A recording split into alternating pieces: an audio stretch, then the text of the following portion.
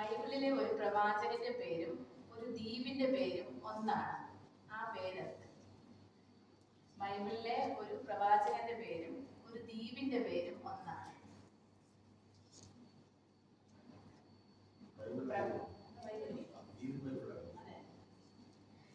പ്രവാചകന്റെ പേര് രണ്ട് രാജാക്കന്മാരുടെ പുസ്തകത്തിലുണ്ട്.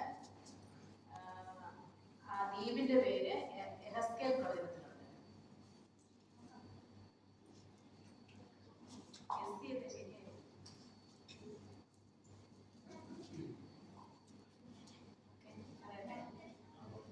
എലീശ പ്രവാചകൻ. എലീശയുടെ പേരിൽ ദ്വീപുണ്ട്. എസെക്കിയേൽ 27:7. യെഹെസ്കേൽ 27:7.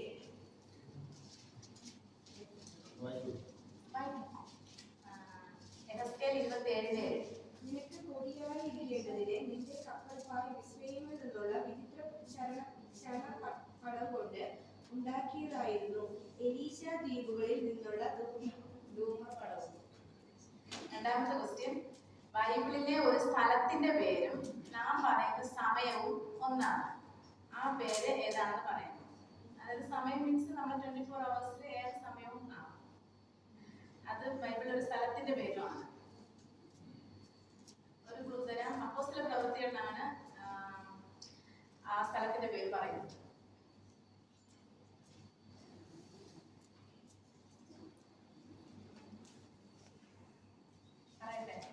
പത്തര. അപ്പോസ്തല പ്രവൃത്തികൾ 21:1.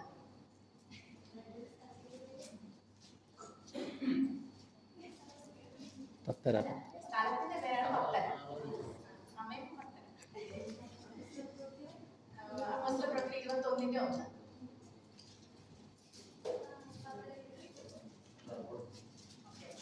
മൂന്നാമത്തെ ക്വസ്റ്റ്യൻ, ബൈബിളിൽ ഒരേ പേരിൽ അറിയപ്പെടുന്ന ഒരു വൃക്ഷവും ഒരു തോടുമുണ്ട്. ഏതാണ് ആ വൃക്ഷം, ഏതാണ് ആ തോട്? രണ്ടിനും ഒരു പേരാണ്. ഈ വൃക്ഷം സങ്കീർത്തനങ്ങളുണ്ട്, തോട് യെശയ്യാവിലുണ്ട്.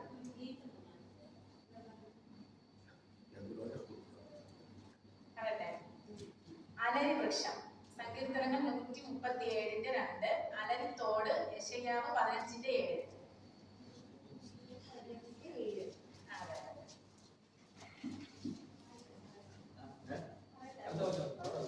അടുത്ത ക്വസ്റ്റ്യൻ, ബൈബിളിൽ നീർ എന്ന് തുടങ്ങുന്ന ഒരു വൃക്ഷത്തിന്റെ പേര് പറയാം.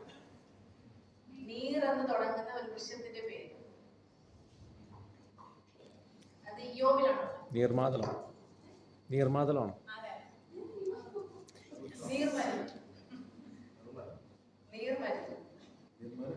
അടുത്ത ക്വസ്റ്റ്യൻ,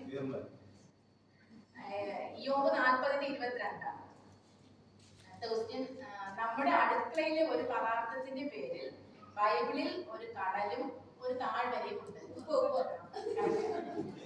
ഉപ്പുകടൽ 2 ശമൂവേൽ 8:13.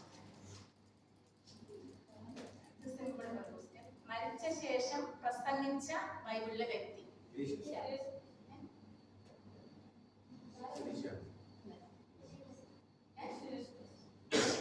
യേശുക്രിസ്തുവാണ് ആൻസർ.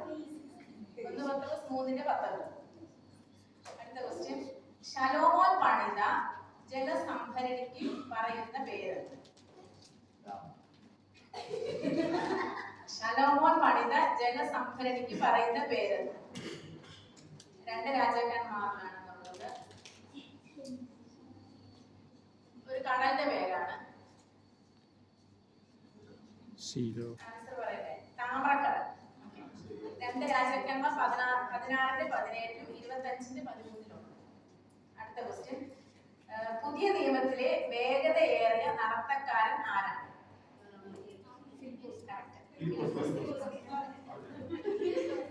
ഓക്കെ, അത് അപ്പോസ്തല പ്രവൃത്തികൾ 8:10. അടുത്ത ക്വസ്റ്റ്യൻ, പുതിയ നിയമത്തിലെ അഡ്വക്കേറ്റ് ആരാണ്? അപ്പോസ്തല പ്രവൃത്തികളാണ്. പറയട്ടെ, തെർത്തുല്ലോസ്. അപ്പോസ്തല പ്രവൃത്തികൾ 24:1. അടുത്തൊരു കുസൃതി ക്വസ്റ്റ്യൻ ആണ്, ലാസ്റ്റ് ക്വസ്റ്റ്യൻ. ഇതൊരു സാധനത്തിന്റെ പേരാണ്.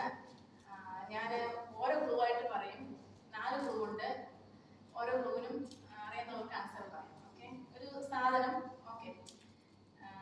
രാഷ്ട്രീയക്കാർ ഇടയ്ക്ക് ഉപയോഗിക്കുന്ന ഒരു സാധനമാണ്. ബൈബിളിലെ പേരുള്ള ഒരു സാധനമാണ്. എന്താ? കൊടിയല്ല.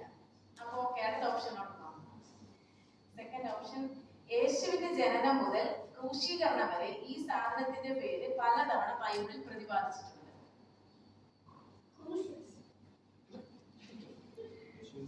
യേശുവിന്റെ ജനനം മുതൽ മരണം വരെ, അതായത് ക്രൂശീകരണം വരെ, യേശുവിന്റെ പരസ്യശുശ്രൂഷ സമയത്തിലും ഈ സാധനത്തിന്റെ പേര് പലതവണ ബൈബിൾ ഉപയോഗിച്ചിട്ടുണ്ട്.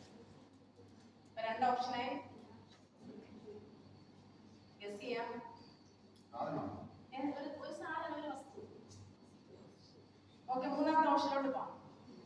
ഈ സാധനം വെച്ച് പല ഉപകാരമുള്ള സാധനങ്ങളും ഉണ്ടാക്കി ഉപയോഗിക്കാം. അതുപോലെ ഇത് വെച്ചിട്ട് മുറിവേൽപ്പിക്കാൻ പറ്റും. കല്ലാണ് ആൻസർ. ഓക്കെ, രാഷ്ട്രീയക്കാരിടയ്ക്ക് ഉപയോഗിക്കാറുണ്ട്. യേശുവിന്റെ ജനനം മുതൽ പിന്നെ പരസ്യശുശ്രൂഷ സമയത്ത് ഉപയോഗിച്ചിട്ടുണ്ട്. പിന്നെ ക്രൂശീകരണ സമയത്ത് അതിനെ പറ്റി പറയുന്നുണ്ട്. നാലാമത്തെ ക്ലൂ ഒരുപാട് സാധനം പറഞ്ഞു. ഓക്കെ, മുറിവേൽപ്പിക്കാൻ പറ്റും. നാലാമത്തെ ക്ലൂ ഏറ്റവും എല്ലാവർക്കും പറയാൻ പറ്റുന്ന ആൻസർ ആയിരുന്നു. ഈ വസ്തു ഉപയോഗിച്ച് ബൈബിളിൽ ഒരാൾ യുദ്ധം ജയിച്ചിട്ടുണ്ട്. Okay, thank you.